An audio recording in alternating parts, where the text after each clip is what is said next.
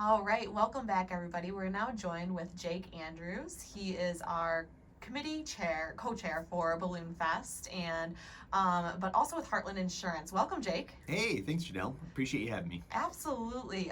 We are so excited to talk a little bit about Balloon Fest today. But before we jump into that, I actually wanted to start with a little bit about yourself.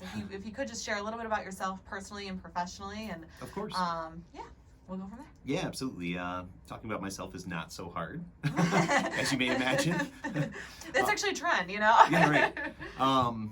So yeah, I'll talk about a little bit how I got involved in Livingston County at all. So I've kind of worked in and around this area most of my life.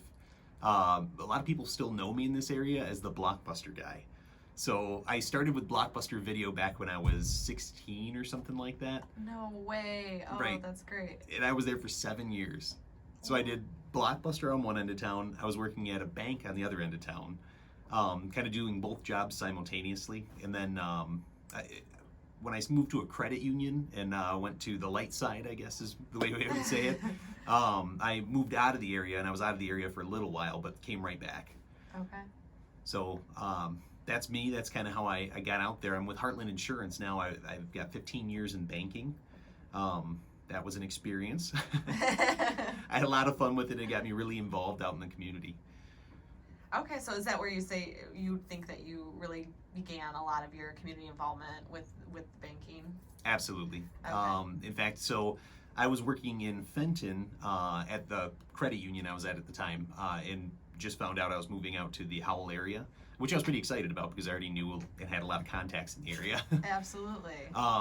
When I told a customer about it, a member that was coming into the credit union, he was a very wise man. He said, the first thing you need to do is get involved with the Howell Chamber and get involved with Rotary. He said, I'll get you hooked up. I'm going to give you 2 names. He's like, these people are going to help you out. And he gave me Nick Proctor and at the time Pat Convery. So I got involved with those two. I became a Howell Rotarian almost immediately when I moved out this area, and also got involved with the chamber. Well, that's awesome. That's so cool. You know, since I've been working at the chamber, you know, we've definitely interacted on many occasions, but it's so great to learn a little bit more about your background and how it all came to fruition. I love that. So, you know, we talked a little bit about how engaged you become in the community. What have you been doing in the community, and what do you love about, you know, volunteerism and the different things that you do? I love to volunteer, honestly. I get a lot out of it. For me, it's I don't know, it's a sense of pride. Mm-hmm. Being able to get out there and get involved in the community and do stuff that's going to be bettering all of us. You know, a lot of the charities that I'm involved with are helping out everyone. You know, it's not just a choice person here or there. And the other thing is it's local. You know, everyone that I'm involved with are all Livingston County charities, and they're all doing things that make our surrounding community better. It's just really neat. I am involved with quite a bit. You know, Salvation Army United Way. I'm a Howell Rotarian. I'm a Heartland Lion. I am actually on the board for Habitat for Humanity now. Probably missing a few within there. Volunteered at some of the local food banks, you know, Bountiful Harvest, Gleaners, that sort of thing. But just getting out there, volunteering my time, my effort, my skill set. It's neat to coordinate and get other people involved. It generates a lot of excitement too. You know, I always have a good feeling. It does, and I think you hit on 2 really important things right there, and that's you know, the sense of like pride and community pride, and impact. I mean, I think 2 of those are very huge, and I see them as common themes throughout the show. Is that we are in a very prideful community, and everybody here really works hard and strives to make, you know, the Livingston County area, Howell, better place to work, live, be, raise a family, own a business. It's just, and it's exciting. So that was the other piece of it. You said it yourself. It's very exciting, and to have all of this align synergetically, and impact starts here. It starts local, it starts small. And we were just discussing that previously. Angela Taylor with Work Skills was on, and she was talking about recruitment and how you can have an impact as a caregiver. And it may not seem like a lot, but that's where it starts. And then everything else has a ripple effect after that. So that's very cool. Thank you for sharing that. Yeah, I've seen some of the other interviews, and I'm honored to be among these leaders in our community. And the people you interviewed are all awesome. I mean, we're all people who want to get out and get involved, and not just get involved ourselves, but get others involved. And really, like you said, it's all a singular goal, just to make the world a better place, make our community a better place. Yeah. And we're tight. Everyone knows everyone. Exactly, and it's so funny because I'm not from. I mean, it's no secret I'm not from Livingston County, but I'm like your next door neighbor, so yeah, I know. I'm aware of this. This is true. So, but it's a community here. The county is a community. The region is a community, and that's just, you feel it immediately. It's not something I think that you can tell people until they've actually experienced it. Yeah. So it's great to have that involvement, to see it in action, and we really appreciate volunteers such as yourself, because at the chamber we wouldn't be able to do what we do without our volunteer base, and especially this past year. Oh, yeah. When we have been so short-staffed, really we've leaned on our volunteers as an extension of chamber outreach and chamber support. So we are so lucky. Yeah, but lucky's the word also for it. very proud of the volunteer base that we have, because we've been able to accomplish so much, and it's because of our volunteer and our membership support. So we're gonna keep moving here. What is your role with Balloon Fest? So Balloon Fest, I know you mentioned co-chair a moment ago. So I help everywhere. In the past, my main roles have actually been in parking. Which is huge. It's a beast. So for those familiar with Balloon Fest, hopefully everyone listening and watching this is familiar with Balloon Fest. But it is a lot of people that come out over the weekend, and a lot of vehicles that get parked.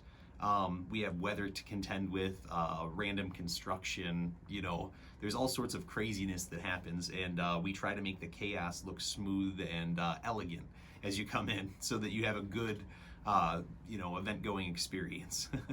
Absolutely, and you've been such a, I don't know if trooper is the right word, but you really have, because during my tenure at the chamber, we in 2019 we changed the entire structure of the event, and you really took a leadership role in that, which was outstanding, and it was chaotic and crazy, but it all worked out. We changed our entire structure. We had we were running in shifts. Everything was gated, so that changed a lot of things. And now, and then last year we didn't really have an event, and then this year everything's different again. Oh, so, yeah. It's constantly changing, ever evolving.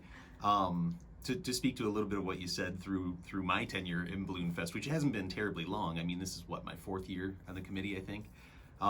It's been craziness, it's been chaos, but it's awesome. Probably my favorite thing about this event is all the moving parts and all the great leaders stepping up and volunteers. I have my team consists of a number of gate captains, people who are leaders underneath myself, and then 400 plus volunteers that come out and help to park those cars. And thank you for sharing that number, because that is a crazy number. Isn't it staggering? Yes. So I think that's great to share with listeners, because I don't think, and that's just, the parking component of it, really, right? Oh, yeah. Yeah. And we aren't, I mentioned it a moment ago, there's a lot of moving parts that make this happen. I mean, we have over 100,000 people come out for this event. And to be able to have a good event going experience, there's a lot of us, boots on the ground, putting in work and hours behind the scenes, and not to mention the planning. The planning is insane. And our plans have to constantly change, weather, again, construction, other events that are happening, now COVID, everything changes, and our committee is so awesome. They are, and the support, the knowledge, the historical perspective, but also the forward thinking and the ability to be nimble and innovative and adapt. Yeah. Yeah, just is outstanding. So you mentioned a little bit behind the scenes, a little bit about the planning process.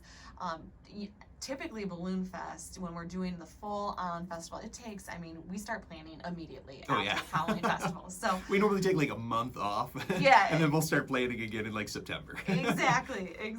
So we know things are going to look different this year, and we just announced that last week. So, information about the modified event can be found at michiganchallenge.com. But what are you looking forward to most about this year's event? I can't wait to see the balloons in the sky again. It's just such a neat thing. For me, I maybe this isn't the right thing to talk about, but I love getting together with people too. So, it's going to be a bunch of like-minded people out there enjoying the festivities, and we've got all sorts of stuff. We're talking about different pop-up entertainment that's going to be going on. We've got like a cornhole tournament that'll be happening, which should be a lot of fun. Hopefully, yeah. There's just going to be a lot of different, pop-up events that are happening, and again, this is all of us as a community coming together, because it's not just our committee at this point. We're talking about local business owners who are getting involved, and other leaders within the community who are stepping up to just kind of help out here and there, so we can spread our event over a larger footprint, and that way we aren't congregating all in the same place. Absolutely, and I agree too. I like being around people, so I'll echo that. And it's been a challenge over the past year of just making sure that keeping that space and not engaging. And so we're hoping to do this in a very respectful and mindful way that is within guidelines and restrictions. Of course. And it's been challenging. It has been incredibly challenging, and we've our committee has worked to be creative and think innovatively and outside the box. And I think that they've come up with some really good things to offer during that weekend. So I'm really excited about that too. And I think truly, I'm excited about bringing things and focusing on the downtown, and really, I think it'll be exciting to remind people that we're not just Howell Public Schools site, but Balloon Fest is Howell, and this is what Howell has to offer. And so I think it's a really great opportunity to showcase our local merchants, our eateries, our downtown retailers, and just the picturesque and that community pride piece that you mentioned earlier. Exactly. So we have a few minutes left, Jake. Is there anything else that you'd like to share with our listeners today? It's just been an interesting year. We're all kind of working together. I mentioned that Balloon Fest isn't my only, project throughout the year. So those of you who are interested in getting out and getting involved, there's plenty of opportunity. There's plenty of opportunity to volunteer. There's plenty of opportunity to help out within the community. All of our local charities are looking for dollars. So if you know of somebody who wants to be a sponsor for something or wants to donate, that's very helpful, because there's a lot of folks in need, during this pandemic, and our local charities are doing a bang-up job getting out there and helping in new and inventive ways, also being very adaptive. Yeah, and I'm glad you mentioned that, because I think a lot of our nonprofit orgs too are having some of the same struggles.